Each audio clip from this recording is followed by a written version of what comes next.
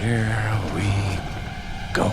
Well, hello there. How is everyone? I hope you're all well on this fantastic, stupendous Sunday. That's it, baby. It's Sunday, and this is video 1 of 2. As later on, we will be going live. I hope you all turn up. Anyway, I just wanted to cover something, right? Someone had reached out to me in the night, and they'd sent me some information. And I think that it's something that a lot of people may know.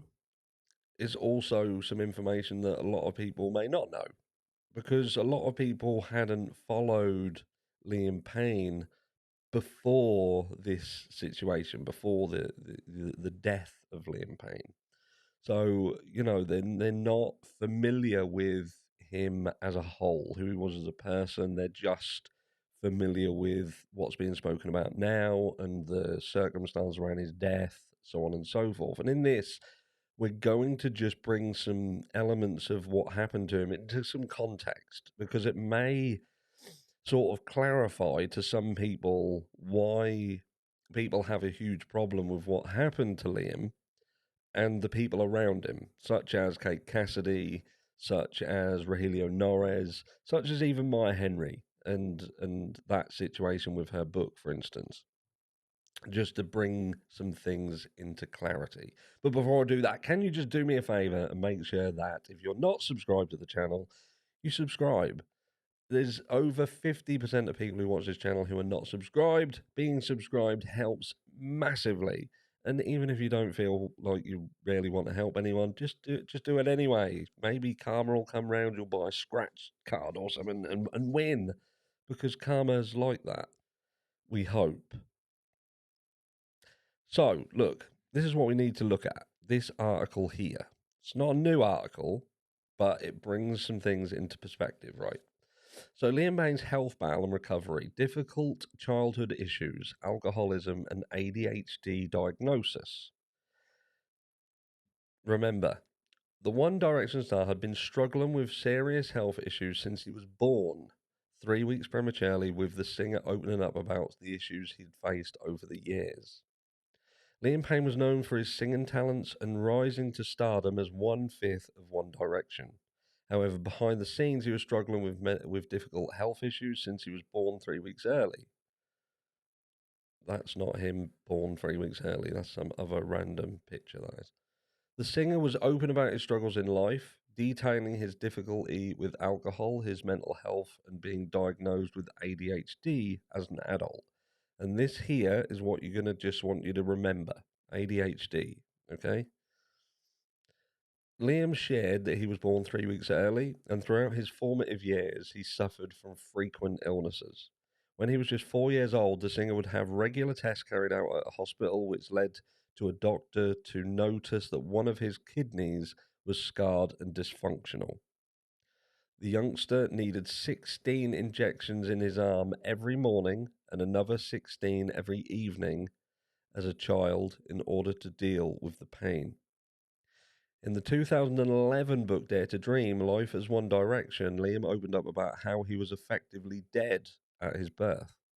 Weird, I know.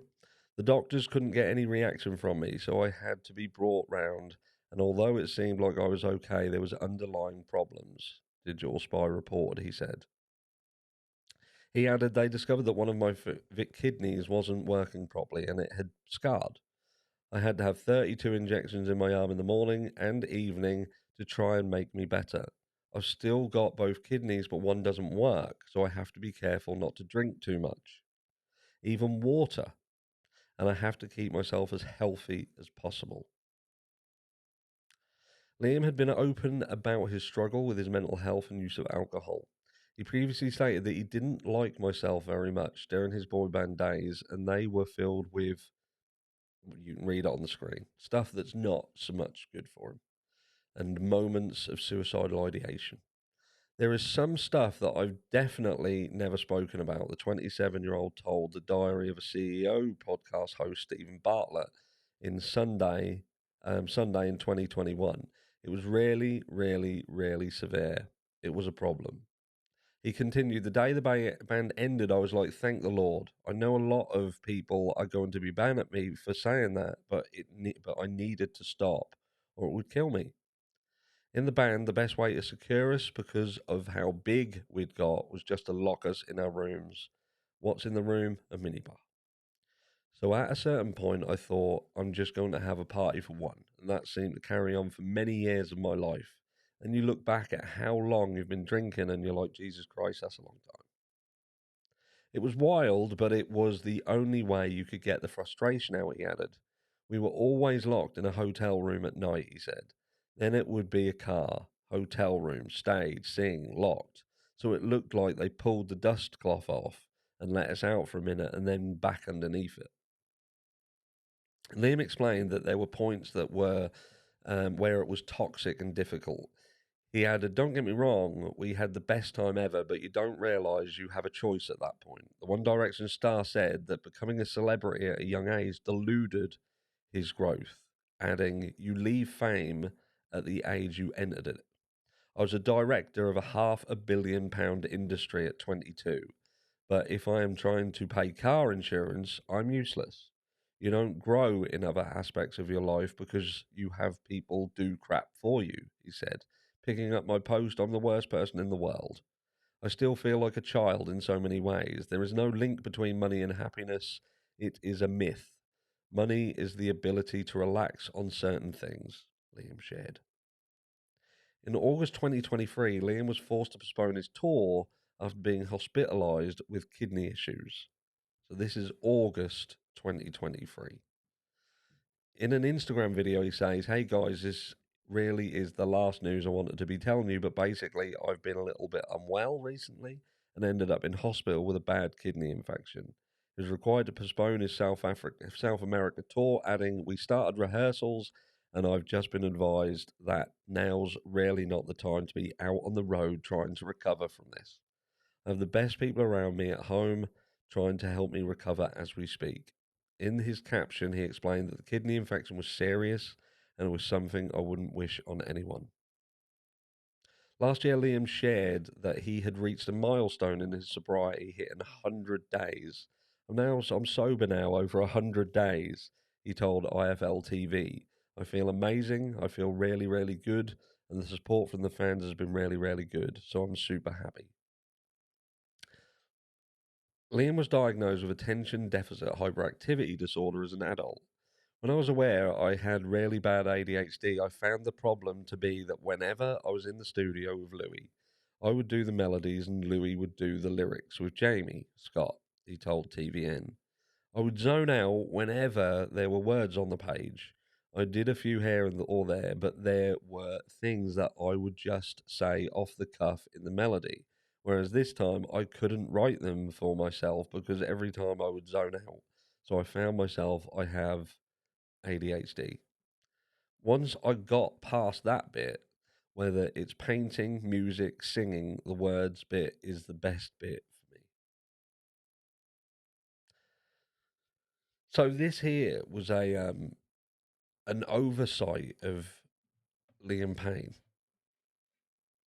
and what we have to kind of understand here is that Liam Payne had ongoing health issues that stemmed back to birth. So he had issues with his kidney. And we know that he had struggled with alcoholism and all these little things, the devil's dandruff, if you like, all these things that stemmed from his time in One Direction. And then he comes out the other side and he ends up heading to Argentina. And why I have a problem with the likes of Kate Cassidy, Maya Henry, Rogelio Norris, is these are all people from Liam's inner circle. They're not people like me who can read these articles secondhand. These are people who had an intimate relationship with Liam. They would have known all of these things. They would have known about Liam Payne and his neurodiversity, the things that affected him and how they affected him and how that differed from a normal person. And I offer this to you. If you are a boxer and you have an opponent, then you will study them. You will study your opponent and you will learn everything there is to learn about them, learn their weaknesses and how to beat them. And when I step back and I look at this Liam Payne, this entire situation, it looks like that. It looks like someone had dismantled Liam's life around him. They had found out all of his weaknesses, all of his strengths. They had removed his strengths, such as his bodyguard and the staff that he had that were let go, that just left him with a female who was supposed to be his partner, who would seemingly be taking a wage from him.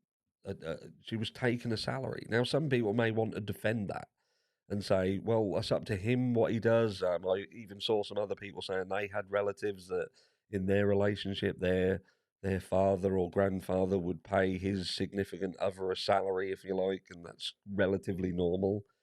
It's relatively normal if that person is reciprocated in a manner that makes it right. Love shouldn't be transactional. Love should be you love somebody and you know that they're the absolute love of your life and they will be there for you through thick and thin. So you don't mind if there's a situation where you do assist them in that manner. You are paying for them. You are giving them a good life and making sure that they've got a card that they can use when they go out shopping, because there is a give and a take. But what I don't see is the give back. I don't see the give back. What I see is Liam Payne going to Argentina, weirdly going to Argentina to do a a, a, a visa application to go. And so not only is he given this female $25,000 or $35,000 a month, but he's also upending his entire life and going to where she lives. You know, they're going to move to America together. So he's leaving his son, he's leaving that life, his family, the people who he's close to, he's paying for it. But then at this moment when he needs somebody, that person's not there. That person who supposedly loves him so much, and it's just normality to give this money. They're nowhere to be seen. They fucked off. And with the knowledge that Liam Payne had kidney issues, he'd been in hospital previously.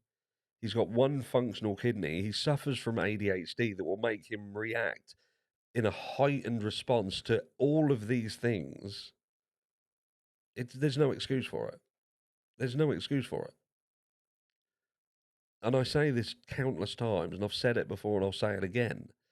These people around Liam either they absolutely knew what they were doing, and they knew what buttons to press. They knew that by backing him into specific corners and specific scenarios, it would have this outcome. Or they're just that fucking stupid that they don't deserve to. Well, they deserve karma. Whatever happens to them, bad, that's what they deserve. Because you can't just sit there with your fucking hands out, taken, taken, and taken, and then someone dies and you wash your hands of it. So that's done then. I'll go and find some other poor mug to now fund my lifestyle. While I act really sad and have a sad face and look like I'm with my dog and going to feed fucking homeless people.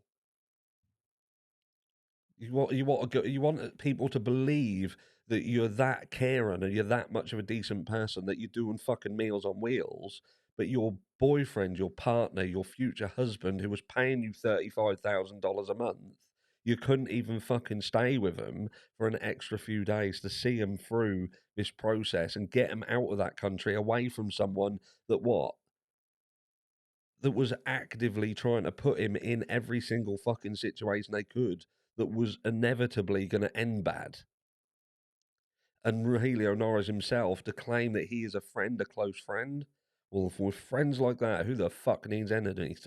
And to me, the fact that Liam Payne had the issues that he had the neurodiversities that he had, and these people knew about him and manipulated him through them, is indicative of murder.